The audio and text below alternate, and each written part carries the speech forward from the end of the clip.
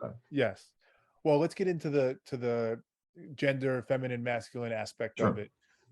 Maybe I'll start with you personally. How was that struggle? I mean, as you said, there's a cultural norm there for better or for Right. worse, probably for worse, because I think authenticity, your value, to me, I agree with that very much. We should be who we are to the extent we're thoughtful about thinking about who we are. But how was that being a highly sensitive person in a world at 66 now, particularly the world 20, 30 years ago is somewhat very different than it is today, Sure. trying to live that life and have that, going about when you're a man who's trying to go through the world. Yeah, well, I grew up, I was born in the 50s, so I grew up in the 60s and 70s, and during that time frame, there was really, and I grew up in the South of the Mhm. US. So I there was a definite masculine set of traits that all men were supposed to live up to, boys as well as young men.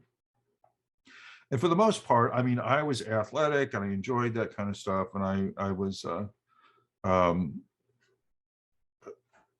into sports and all that kind of thing. Naturally, it was okay for me to feel that way because I was drawn to that. But there were things that were about the emotional part of it, the emotional aspect, where I was, uh, criticism and stuff like that. I took very personally. I took it very hard. Um, and you learn to beat that back, that those feelings that you have that are natural and instinctive. And this isn't just true for highly sensitive people, but it's true for anybody. That a lot of times, especially with our masculine culture being what it is, which is highly idealized, right? About what men are supposed to be and not supposed to be. That becomes the mirror that you look at when you look at yourself. Am I matching up to that? So it was a struggle, and it always has been a struggle.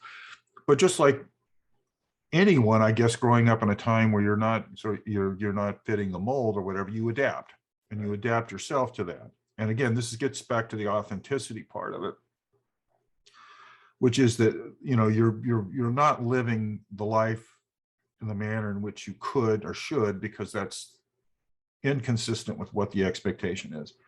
And I had it drilled in my head by my father and grandfathers and so forth. My father was a highly sensitive man, Mm. but he was rejecting that in himself, and he was seeing it in me and was trying to get me to reject it by, saying things like, "Are you a man or a mouse?" or "You need to stand up and be more of a man," or "You're too sensitive," or blah blah blah. And eventually, that conditioning starts to take hold, and it becomes, um, incorporated into your ego.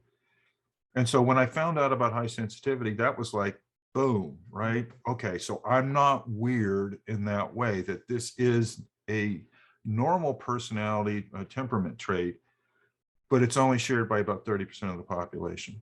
But 30% of 8 billion people That's is a lot of quite a people. bit, right? Yeah. It's not a small number. Is So it skewed more towards I'm just curious. Is it skewed more it's towards women than men? absolutely right down the Right middle. down the middle. 50-50. That's, I mean, they've done it over and over, studies on that. And it appears that it's about 50-50 distribution, male and female. So it doesn't skew one way. You would think that it would do that, because we That's probably naturally the think women cultural are part more where we emotional and associate. so forth. Yeah. It does not. It, Mm. it does not at all.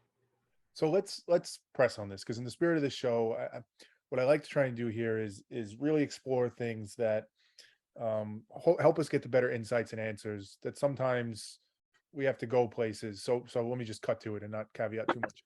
Is there Sure. any validity to, I'm not suggesting there is, I'm genuinely asking to explore this. Is there Sure. any validity to this sentiment that the culture we live in has created that your dad, it sounds like to some extent, that you should suppress that for the greater good of society, for the betterment, maybe of the individual, maybe of the family. I don't know. I'm not sure what it is. Let's explore it. But is there anything to that where there is validity that it's better if you suppress that? It's better if men, let's just say that, don't tap into that hypersensitivity and play more of the part. Because, and the reason I asked that question is I'll use the word evolved, and I'm not using it in the technical term, but culture did evolve to a place where men are viewed a certain way, women are viewed a certain way.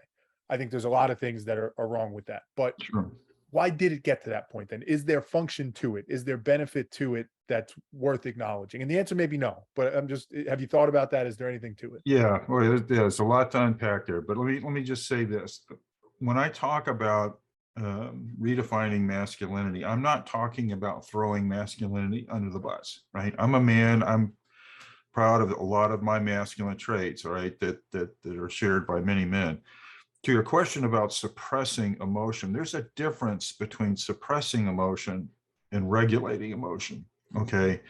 And I think for all adults, all human beings, learning to regulate emotion is an important thing.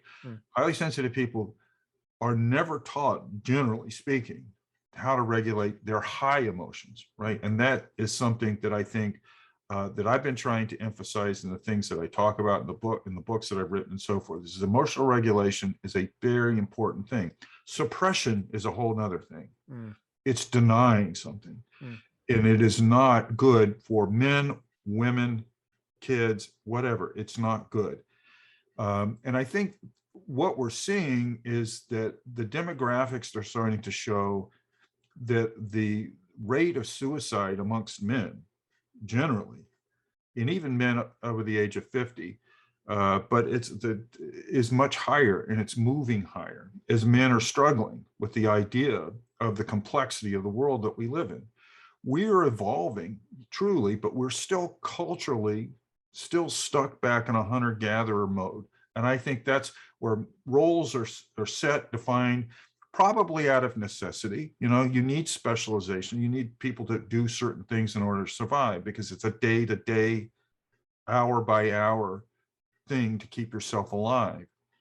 But we don't live in that world anymore. And I think that a lot of that suppression has been shown by studies after study, where men suppress that emotion, it comes out somewhere else.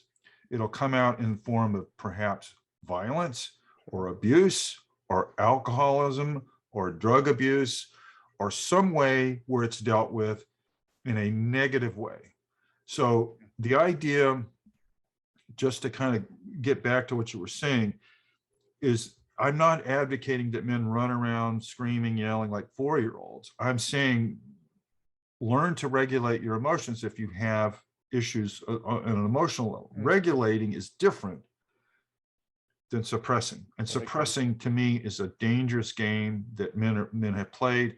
And I think it's manifesting itself. You see it in our society where people have suppressed feelings of inadequacy, or they suppress feelings of hurt or absence of love or whatever. And it comes out in a way that's negative.